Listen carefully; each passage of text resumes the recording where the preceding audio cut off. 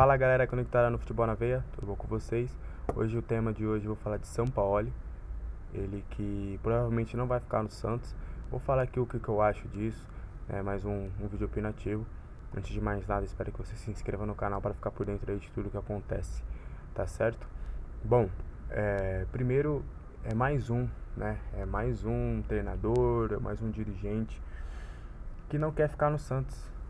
Teve o Gustavo Oliveira, que também trabalhou no São Paulo, o William Machado, que hoje é comentarista do Sport TV, que antes era zagueiro no Corinthians, o próprio Cuca, que antes de ter o problema que ele teve médico, ele já deixou claro que não iria ficar. É meio triste de ver o Santos com uma presidência dessa, né? Por mais que o José Carlos Pérez tenha acertado alguns detalhes financeiros, até políticos, muitos dizem que um dos grandes feitos dele foi expulsar algumas pessoas que faziam mal ao clube.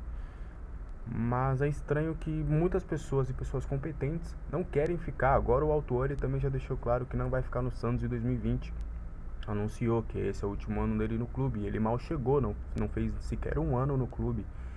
Então é de se pensar, é de se refletir ali pro presidente o porquê as pessoas não querem ficar no Santos.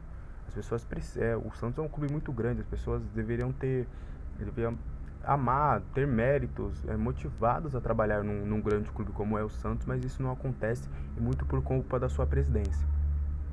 Agora falar do Sampaoli, também entendo o fato dele não querer sair. Ele precisa de um suporte financeiro, ele quer algumas contratações, então há de se entender isso. Mas também o Sampaoli, eu acho que ele também tem uma parcela de culpa nisso tudo. É, para mim a relação entre o presidente, Autuori e Sampaoli deveria ter sido muito melhor, né? Na base da conversa, na base do diálogo das pessoas, sabe? Aquela conversa olho no olho, aquela conversa franca que deve ter no futebol, né, no futebol brasileiro, que são os três grandes alicerces, que é o presidente, o diretor e o treinador. Então acho que faltou um pouco isso deles. E o São Paulo também teve alguns erros, né? Ele pediu muito a contratação do Cueva e foi uma das transações mais caras da história. Ele bateu no peito, assumiu e falou que iria conseguir fazer o Cueva jogar e não conseguiu. O Uribe, ele pediu tanto o Uribe mal consegue chutar uma bola no Santos. Por mais que é um bom centroavante e tal, mas às vezes não dá certo no clube, pode até dar certo no ano que vem, mas pro problema emergencial do Santos não deu certo. Então aí já é um grande investimento que o Santos fez que não deu retorno e só fez porque o São Paulo pediu. E lá ele viu as soluções que lá estavam no clube. Ele viu o Jean Mota, ele viu o Sanches, ele viu o Sacha como centroavante, soluções que já estavam lá. Então eu tinha feito um vídeo sobre o Thiago Nunes, que para mim é um dos grandes méritos do Thiago. Primeiro olhar o que ele tem para depois pedir novas contratações.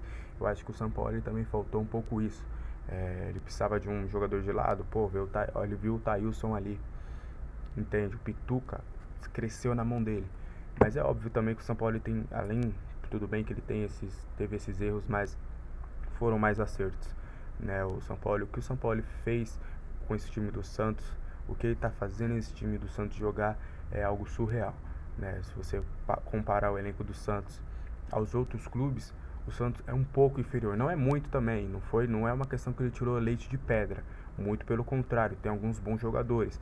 Você tem 4 zagueiros que para mim são de um bom nível. Você tem Gustavo Henrique, que para mim é o melhor de todos. Você tem o Veríssimo, que é um bom zagueiro, o Luiz Felipe, que é um bom zagueiro, e o Aguilar, que apesar de algumas falhas que até tiraram ele do time, é um bom zagueiro. Você tem o Jorge na lateral esquerda, você tem o Vitor Ferraz, você tem algumas peças ali que são interessantes.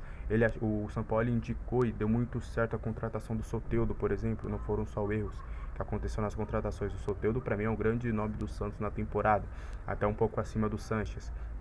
Então acho que o São Paulo tem seus acertos e erros, foram mais acertos do que erros. Eu acho que muito do que o Santos tem hoje no Campeonato Brasileiro, de estar disputando de frente com qualquer um, é muito por conta desse São Paulo. O São Paulo que fez para mim o Diego Pituca ter uma evolução muito grande. Para mim o Diego Pituca ao lado do Gerson, para mim é a dupla de volantes para a seleção do Campeonato Brasileiro. Acho que o Pituca é um jogador muito inteligente e cresceu bastante nas mãos dele. O próprio Sanches também, apesar de já ser um grande jogador, cresceu bastante. O próprio Marinho, o Sacha, o Jean Mota. O Jean Mota jogou nas mãos do São Paulo, mas infelizmente a gente pode perder um grande treinador que ensinou muito nessa temporada, junto com o Jorge Jesus.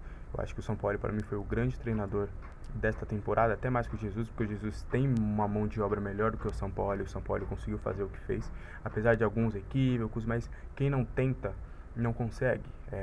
Por mais que você questione 3 zagueiros, mas em alguns determinados momentos, no São Paulo, por exemplo, se pede muito 3 zagueiros, no Corinthians também. Então é importante que o São Paulo ele nunca teve medo de falar, nunca teve medo de testar, nunca teve medo de jogar pra frente. E espero que, se ele for sair do Santos, que ele talvez algum outro clube brasileiro tente a contratação, mas é notório de que o São Paulo ele provavelmente vai para fora.